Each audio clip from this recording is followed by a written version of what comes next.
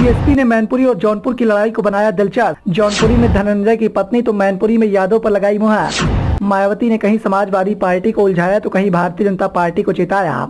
लोकसभा चुनाव का मुकाबला दिलचस्प होता हुआ दिखाई दे रहा है। बीएसपी सुप्रीमो मायावती अपनी रणनीतियों के माध्यम से लगातार सभी को चौंकाने का काम कर रही हैं। कहीं मायावती के द्वारा समाजवादी पार्टी को चेतावनी दी जा रही है तो कहीं भारतीय जनता पार्टी को चौंकाने का काम किया जा रहा है। ऐसी ही एक चाल एक बार फिर से बसपा सुप्रीमो मायावती के द्वारा चली गई। बहुजन समाज पार्टी ने लोकसभा चुनाव 2024 के लिए एक और सूची जारी की है। इस सूची में मैनपुरी सीट पर उम्मीदवार को बदल दिया गया है। अब इस सीट पर शिव प्रसाद यादव को टिकट दे दिया गया है। तो वहीं जौनपुर सीट से बाहुबली धनंजय सिंह की पत्नी श्रीकला सिंह को मैदान में उतारा गया है।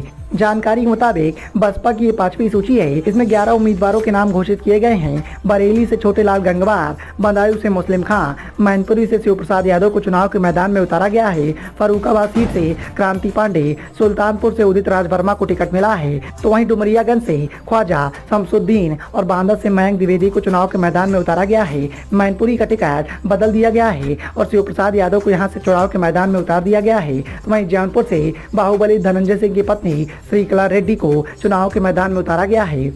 लोकसभा के चुनावी महासंग्राम में बसपा सुप्रीमो मायावती ने अकेले ही कदम रख दिए हैं। बीएसपी अकेले चुनाव के मैदान में है। ना तो बीएसपी एनडीए का हिस्सा है और ना ही इंडिया गठबंधन का साथ बीएसपी के द्वारा दिया जा रहा है। बीएसपी अकेले चुनाव के मैदान में उतरी है। यानी कि मायावती ने साफ कर दिया है कि उन्हें अभी भी अपने कैडर वोट पर पूरा भरोसा है और इसी के चलते मायावती चुनाव के इस बड़े द्वंद्व में अकेले ही उतर पड़ी हैं। मायावती के द्वारा जिस तरीके की रणनीतियां बनाई जा रही हैं उससे कहीं न कहीं सत्ता पक्ष और विपक्ष दोनों बेकरार दिखाई दे रहे हैं।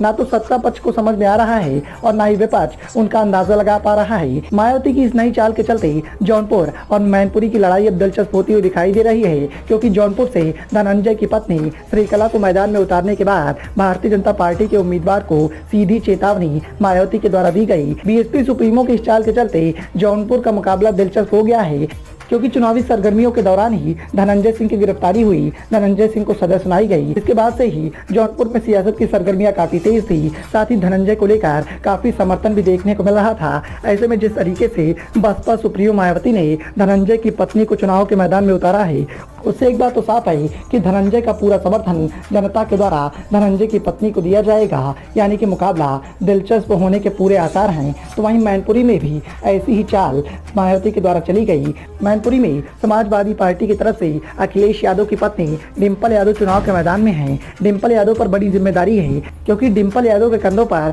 ससुर का सम्मान बचाने की जिम्मेदारी है। तो दूसरी तरफ बसपा सुप्रीमो मायावती ने शिव प्रसाद यादव को टिकट देकर यादव वोट बैंक में सेंधमारी का काम किया है। Bureau report, noise of India.